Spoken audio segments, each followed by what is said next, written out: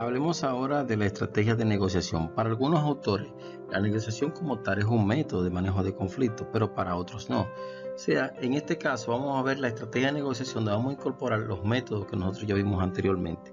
Se van a presentar dos perspectivas, la perspectiva distributiva y la perspectiva integradora. Y esto más bien, más que todo, esta perspectiva no son más que las actitudes que asumen los sujetos que están implicados en un proceso de negociación, y a través de estas actitudes ellos le van a dar significado a cada uno de a todo el proceso como tal y a los resultados que se van sucediendo durante todo el proceso en la solución del conflicto. Ahora bien, hay que indicar lo siguiente, que los negociadores distributivos van a asumir una postura adversaria y competitiva. Ellos van a creer que una de las partes, o sea, la otra parte puede mejorar solo a expensas de la otra parte. O sea, ellos pueden mejorar o a la inversa, a expensas, o sea, en la medida que se disminuye la otra parte. Por el contrario, los negociadores integradores van a utilizar técnicas de solución de problemas para encontrar resultados de ganar-ganar. Aquí la idea, desde la perspectiva de los integradores, es ganar-ganar. Por eso ellos lo que buscan es simplemente expandir el pastel, mientras que los primeros, los distributivos, simplemente, ¿qué es lo que hacen? Bueno, reparten el mismo pastel. ¿Cuál es el mejor método? O sea, ¿cuál método que tenemos que seleccionar frente a un determinado conflicto? Van a surgir dos preguntas muy puntuales. Primero, ¿cuál es ese método? Y segundo, ¿cuál se debe elegir en función de la situación que nos encontremos? Bueno, la pertinencia de una estrategia para elegir un método va a depender fundamentalmente de su congruencia con las preferencias personales y con las consideraciones de la situación. O sea, tenemos que analizar lo que prefiere el que está sirviendo de mediador y cuáles son las características que adornan la situación en la cual se encuentra el conflicto. Numerosos factores que influyen en la preferencia de un individuo para manejar los conflictos. Se han estudiado fundamentalmente tres correlaciones. Por un lado está la cultura étnica, por otro lado está el género y por otro lado está la personalidad. En cuanto a la cultura, los investigadores han encontrado que casi todas las culturas prefieren el método del compromiso. Referente al género, aunque esto no es totalmente concluyente, pero se sabe, podríamos decir medianamente, que por lo general los hombres prefieren el método de la coerción al momento de manejar un conflicto, en tanto que las mujeres, en muchos estudios se ha encontrado que prefieren el método del compromiso. En cuanto a la personalidad y la correlación que debe existir entre esta y las preferencias personales al momento de manejar un conflicto, se ha encontrado que esto está determinado fundamentalmente por el tipo de personalidad que tienen aquellos individuos que se encuentran como mediador de los conflictos. Para la personalidad y los factores que influyen, como un factor que influye en el manejo del conflicto, se han señalado tres tipos de personalidad que correlacionan con la preferencia de los sujetos al momento de mediar un conflicto. Por un lado está la personalidad protectora altruista, por otro lado está la personalidad asertiva directiva y por último la analítica autónoma.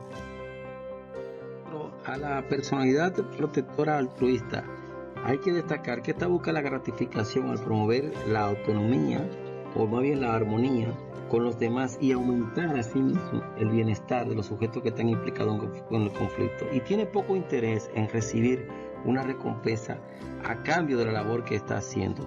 Cuando los individuos protectores altruistas enfrentan un conflicto, tienden a presionar para conseguir armonía, siendo complacientes con los demás sujetos que están implicados en el conflicto.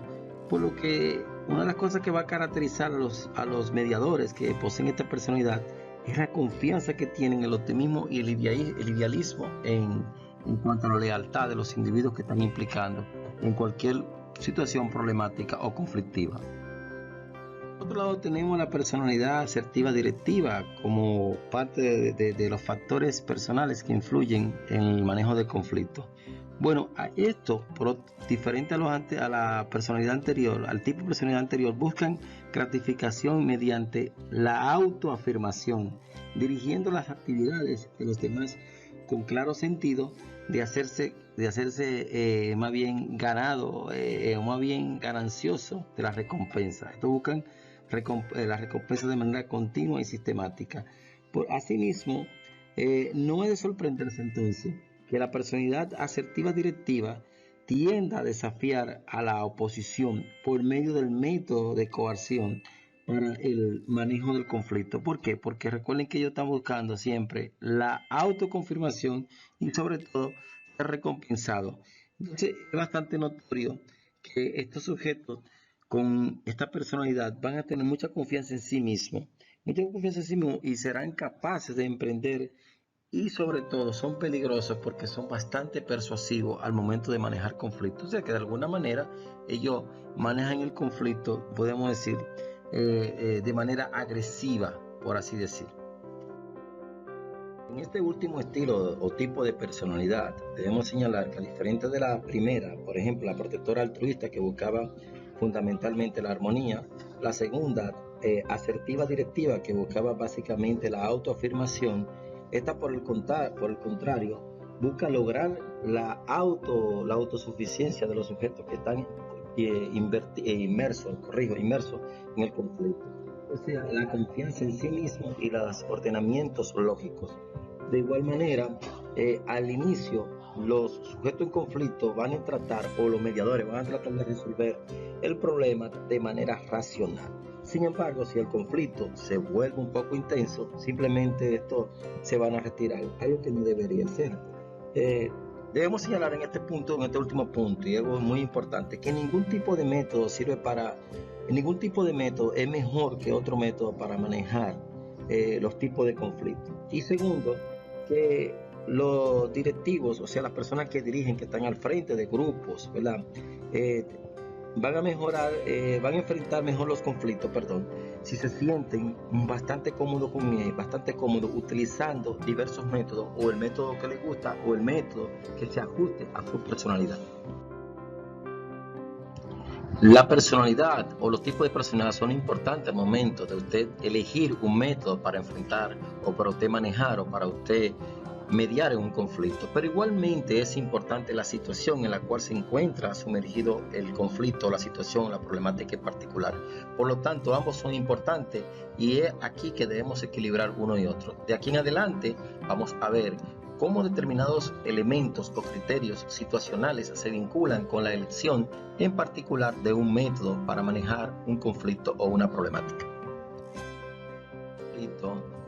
Donde estén implicados valores o políticas de la organización, y cuando usted se siente de manera obligado o empujado a tener o a defender o a mantener alguna postura que usted considere evidentemente correcta, y cuando esto a su vez implica la relación entre sumisión, poder, o sea, entre superior y un subalterno, pero que a su vez esto no es tan importante, ¿verdad? Mantener una estrecha relación de apoyo, y cuando existe la sensación de urgencia, entonces el mejor método sería el método de la coerción. Y creo que el último punto tal vez sea el más importante o el más relevante para elegir este método, o sea, la sensación de urgencia. O sea, cuando hay que dar una respuesta rápida, y usted dirige, bueno, entonces usted usa el método de coerción. Recuerde que aquí los sujetos no van a participar de la resolución del conflicto, simplemente usted va a decir a cada grupo, a cada sujeto qué es lo que tiene que hacer y está resuelto. Yo creo que mucho más que lo otro, mucho más que la relación poder-sumisión, mucho más que el apoyo, mucho más que eso, es si hay que dar una solución rápida, este sería un método bastante adecuado. La elección del método de complacencia se marca en un escenario donde la importancia de mantener una buena relación de trabajo va a superar todas las demás consideraciones, o sea, los asuntos, por ejemplo, de manera particular, y otros aspectos que estén implicados, puesto que la naturaleza de los asuntos y la cantidad de tiempo disponible desempeñan un papel secundario al determinar la relación o la elección, mejor dicho, de esta estrategia. ¿Qué quiere decir esto? Bueno, cuando hay que dar una respuesta de manera rápida, y donde lo importante no es el problema como tal, donde lo importante aquí es mantener la relación de trabajo, o sea, donde las personas no tienen, por decir, una intimidad, o sea, no hay una intimidad, sino lo importante es que se mantenga la relación de trabajo y más nada. Entonces, por lo tanto, vamos a complacernos para procurar ganar, pero recuerde que no necesariamente en este método, una cosa que lo caracteriza no es que se gane todo el tiempo, ¿no? Así que muchas veces se pierde. Por lo general podríamos decir que es un método ganar-perder en el método de la complacencia, donde los asuntos son complejos y de bastante importancia, no una importancia moderada, yo diría de bastante importancia para los sujetos que están implicando, y no hay soluciones sencillas, y a su vez los sujetos implicados en un conflicto tienen un fuerte interés o un deseo bastante importante en diferentes factores de la problemática que se encuentra en conflicto, y sobre todo que se cuenta con el tiempo necesario para manejar el conflicto, o sea, para ir a la mesa de negociación. Entonces el mejor de los métodos sería el compromiso. Fíjense que en los métodos anteriores, la complacencia y la coerción, de lo que no se gozaba era de tiempo, pero aquí se tiene que tener tiempo porque el compromiso implica que las partes deben sentarse en una mesa de negociación para poder resolver la situación en la cual se encuentran.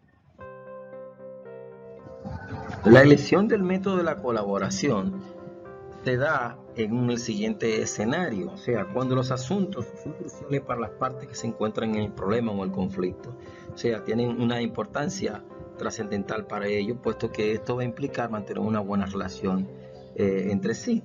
Y cuando a su vez no existen restricciones de tiempo. Miren, esto es importante, el tiempo. Al igual que en el método anterior, el tiempo para enfrentar un conflicto es importante para usar tanto el método del compromiso y el método de la colaboración, porque no se resuelve por sí solo. Aunque algunos autores dicen que este método también es bueno para resolver conflictos entre iguales, más que todo, este método es bueno cuando las partes están en condiciones de igualdad. Cuando las partes están en condiciones de igualdad, es mucho mejor utilizar el método de colaboración conjuntamente con la situación que hemos descrito. El método de evasión es importante tener en cuenta que este se hace cuando no corre riesgo en el asunto y no hay una razón interpersonal implicada en esto, o sea, cuando la raíz del problema o la situación no implica la persona. Podríamos utilizarlo, pero no importa que las partes en conflicto sean un superior a un subalterno o dos subalternos o a la inversa, no importa. El método, lo importante es que la tarea no se vea afectado y que la raíz del problema en particular no sea la persona, porque entonces el método es bastante malo. Claro está, que este método, al igual que la coerción, es un método que debe utilizarse de manera transitoria, o sea, porque hay restricción de tiempo aquí, entonces tenemos que resolver rápido, lo usamos. Por un momento se calman las aguas, podríamos decir, pero eso se hace porque estamos buscando un método como el compromiso, como la colaboración, para resolver definitivamente la problemática en la cual se encuentran sumergidos las partes o los individuos.